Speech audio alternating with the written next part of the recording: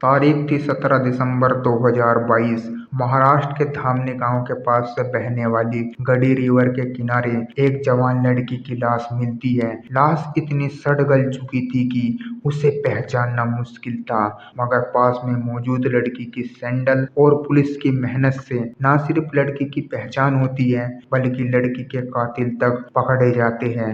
मरने वाली लड़की का नाम उर्वशी वैष्णवी था, जबकि उर्वशी का कातिल रियाज खान और इमरान शेख निकलते हैं। तो आखिर कैसे पुलिस केवल एक सैंडल से पूरे केस को सोल्व कर लेती है? उर्वशी और रियाज खान का आपस में क्या रिश्ता था और इस हत्या की पूरी वजह क्या थी? चलिए जानते हैं सब कुछ डिटेल से इस वीडियो में। तब तक उर्वशी रियाज के केस को लव जिहाद के एक उदाहरण के तौर पर पेश करते हुए महाराष्ट्र में खूब हंगामा हुआ था। तो चलिए जानते हैं पूरी कहानी, मगर आगे बढ़ने से पहले स्टोरी क्राइम चैनल को सब्सक्राइब कर बेल आइकन दबा लीजिए। दोस्तों, जैसा कि हमने बताया, इस कहानी की परतों के खुलने की शुरुआत लड़की की लाश मिलने से होती है।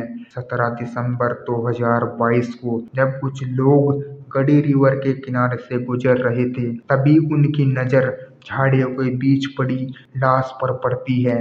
तुरंत ही इस बात की जानकारी पास के ही पुलिस स्टेशन को दे दी जाती है। जानकारी मिलते ही पनवेल पुलिस मौके पर पहुंचकर जांच शुरू करती है। देखने से ही पता चल जाता है कि लाश कई दिन पुरानी है। पुरानी लाश होने की वजह से चेहरा पूरी तरीके से बिगड़ चुका था।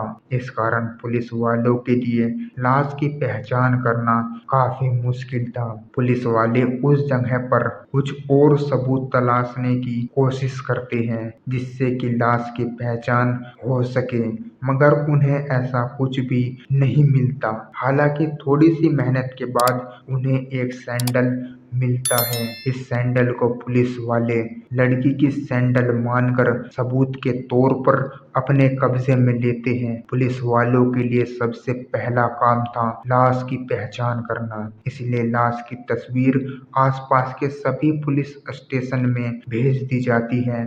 इसके अलावा महाराष्ट्र के अलग अलग पुलिस थानों में हाल के दिनों में दर्ज हुई लड़की की मिसिंग रिपोर्ट के बारे में भी जानकारी इकट्ठा की जाने लगती है। काफी कोशिशों के बाद भी लड़की की पहचान नहीं हो पाती। कुछ मिसिंग रिपोर्ट भी मिलती है जो हाल के दिनों में ही अलग अलग थानों में दर्ज हुई थी, मगर उसका हुलिया लाश से नहीं मिल रहा था। इसलिए अब पुलिस वाले लाश के पास से बरामद सैंडल की मदद से लड़की की पहचान करने की कोशिश करते हैं।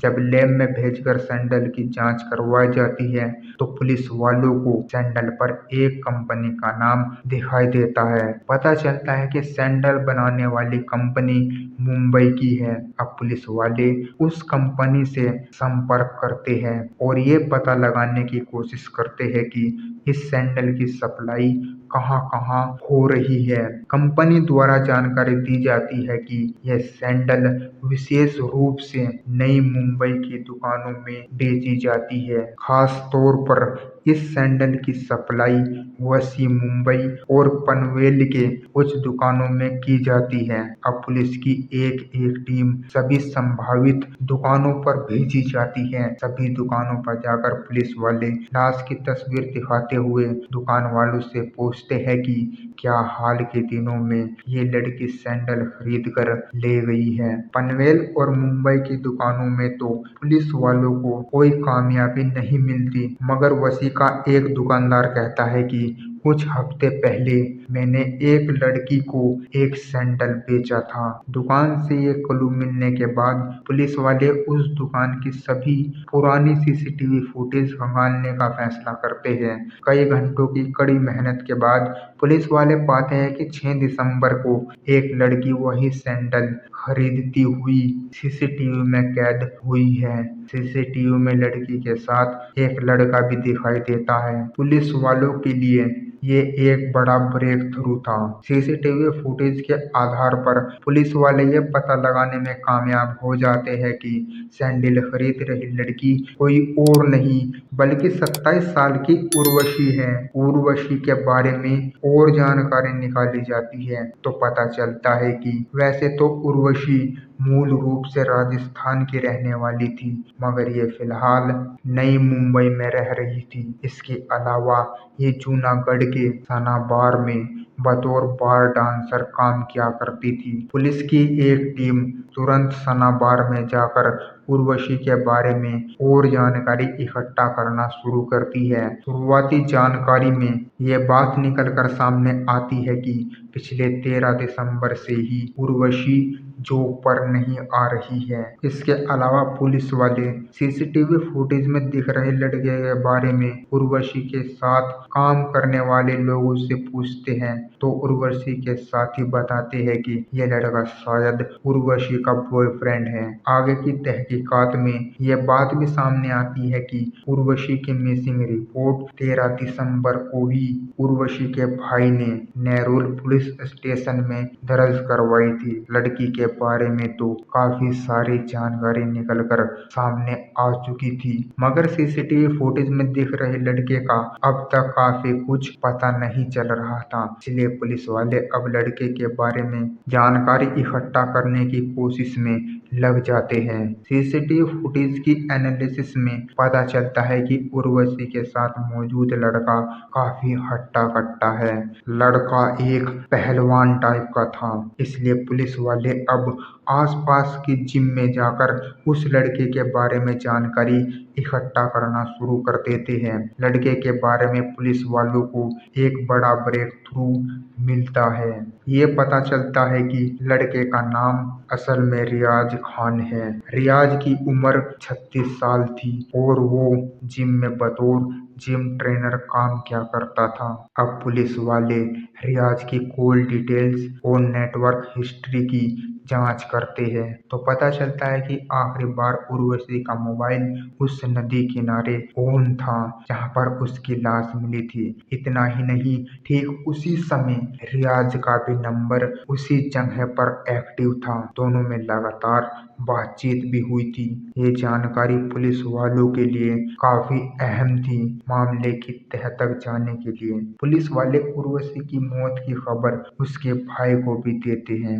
इसके अलावा उर्वशी की पहचान की पुष्टि के लिए भाई को पुलिस थाने भी बुलाया जाता है। उर्वशी का भाई पहचान की पुष्टि करने के साथ साथ सीसीटीवी फुटेज में दिख रहे दूसरे लड़के रियाज को भी पहचानता है और बताता है कि ये उसका दोस्त है। उर्वशी का भाई पुलिस वालों को ये भी जानकारी देता है कि जब उर्वशी लापता हो गई थी तो जब नेरूर पुलिस स्टेशन में बहन की मिसिंग रिपोर्ट दर्ज करवाने जा रहा था तब उसके साथ रियाज भी पुलिस थाने तक गया था और पुलिस के सामने उसने भी उर्वशी के गायब होने की बात कही थी। पुलिस वाले उर्वशी की मौत के पीछे रियाज का हाथ होने का शक जताते हैं तो जवाब में भाई कहता है कि अगर रियाज ने उसकी बहन की हत्या की होती तो वो भला अपने ही खिलाफ पुलिस थाने में रिपोर्ट दर्ज करवाने क्यों जाता। फिर भी पुलिस वाले उर्वशी की मौत के पीछे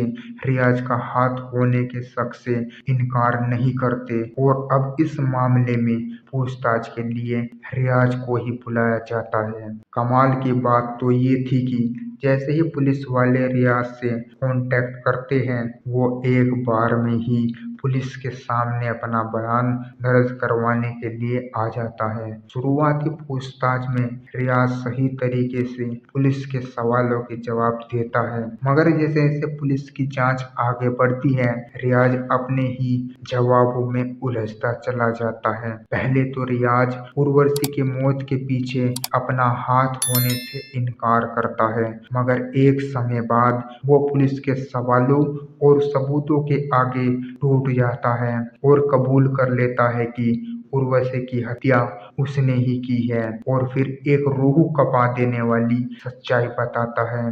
रियाज के बयान के मुताबिक रियाज पेशे से तो एक जिम ट्रेनर था, मगर वो अक्सर डांस बार भी जाया करता। जब एक दिन वो सना बार जाता है तो यहाँ रियाज की नजर उर्वशी पर पड़ती है। पहली ही नजर में रियाज उर्वशी को पसंद कर लेता है और फिर वो नियमित रूप से इस बार में जाने लगता है। फिर मौका पाकर एक दिन रियाज उर्वशी से बातचीत करता है। इसी बातचीत के दौरान नंबर एक्सचेंज भी हो जाते हैं और फिर दोनों के बीच बातचीत का सिलसिला चल पड़ता है। पहले तो उर्वशी और रियाज में यूं ही दोस्ती होती है, मगर समय के साथ यही दोस्ती प्यार में बदल जाती है। रियाज कितने नीच किस्म का इंसान था, इसका अंदाजा आप इस बात से लगा सकते हो कि पहले से वो शादीशुदा था। एक बार नहीं बल्कि दो दो बार उसकी शादी हुई थी।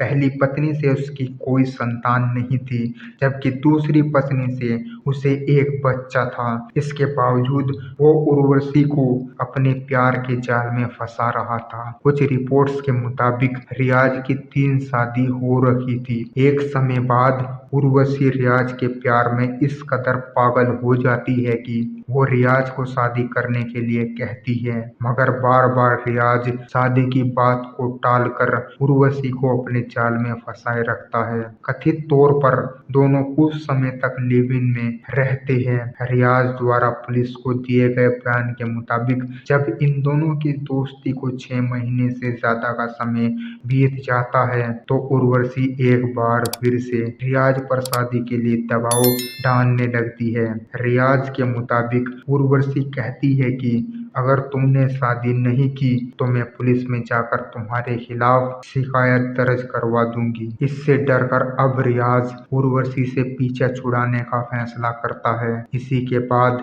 रियाज उर्वशी को खत्म करने के प्लान में लग जाता है और फिर 13 दिसंबर 2022 को उर्वशी को खत्म करने की नीयत से अपनी कार में बैठाकर बाहर घूमने के बहाने निकल जाता है। कार अभी थोड़ी ही दूर आगे जाती है कि एक जगह रियाज कार को रोक देता है। इसके बाद इसमें पीछे की सीट पर इमरान शेख नाम का एक व्यक्ति बैठ जाता है। फिर कार आगे चल पड़ती है।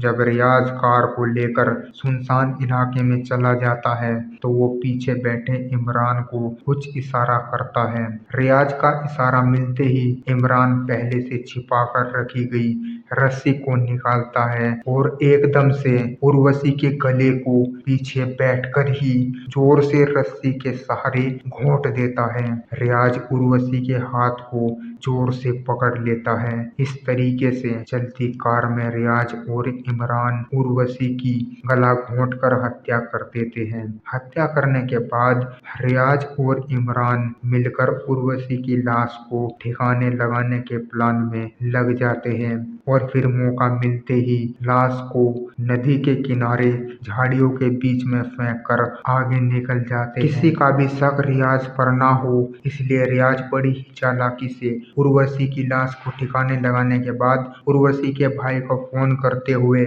उर्वशी के बारे में पूछता है और कहता है कि मैं उर्वशी को फोन करने की कोशिश कर रहा हूँ, मगर उससे बात नहीं हो पा रही। इतना सुनते ही उर्वशी का भाई भी परेशान हो जाता है और फिर रियाज के कहने पर ही वो रियाज के साथ पास के पुलिस स्टेशन में जाकर उर्वशी के गायब होने की रिपोर्ट दर्ज करवाता है। इतना सब कुछ करने के बाद रियाज को लगने लगता है कि पुलिस को वो चकमा देने में कामयाब हो गया है, मगर उर्वशी की लाश और लाश के पास मिली एक सैंडल से रियाज की पूरी चालाकी धरी की धरी रह जाती है और उसके गुनाह से पर्दा उड़ जाता है। रियाज के बयान के बाद रियाज के अलावा इमरान शेख को भी उर्वशी की हत्या के आरोप में गिरफ्तार कर लिया जाता है।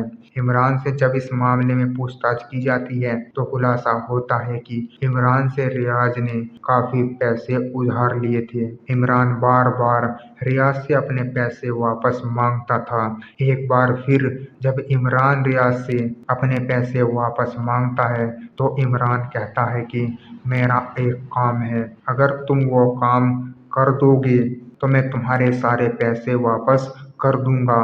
इसके अलावा कुछ पैसे अलग से भी दूंगा। पैसे के लालच में आकर रियाज के घिनौने प्लान में इमरान भी शामिल हो जाता है और फिर बड़ी ही बेरहमी से दोनों मिलकर उर्वशी की हत्या कर देते हैं। जब उर्वशी केस की पूरी जानकारी मीडिया के जरिए बाहर आती है तो महाराष्ट्र में इस मामले पर काफी हंगामा भी होता है और इसे लव जिहाद का मामला बताते हुए बड़े पैमाने पर विरोध प्रदर्शन भी किए जाते हैं। अब इस केस की मौजूदा स्थिति की बात करें तो फिलहाल इमरान और रियाज दोनों ही सलाखों के पीछे हैं। मामले की सुनवाई अभी अदालत में चल रही है और अंतिम फैसला होना बाकी है।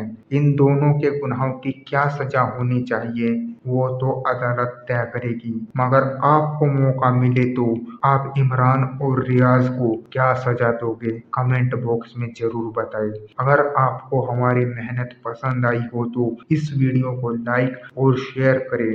अगर आपने अब तक स्टोरी क्राइम चैनल को सब्सक्राइब नहीं किया तो जल्दी से चैनल को सब्सक्राइब करते हुए बेल आइकन भी दबा लें। क्राइम की दुनिया से जुड़ी ऐसी ही कहानियों के लिए हमारे साथ लगातार जुड़े रहिए। धन्यवाद।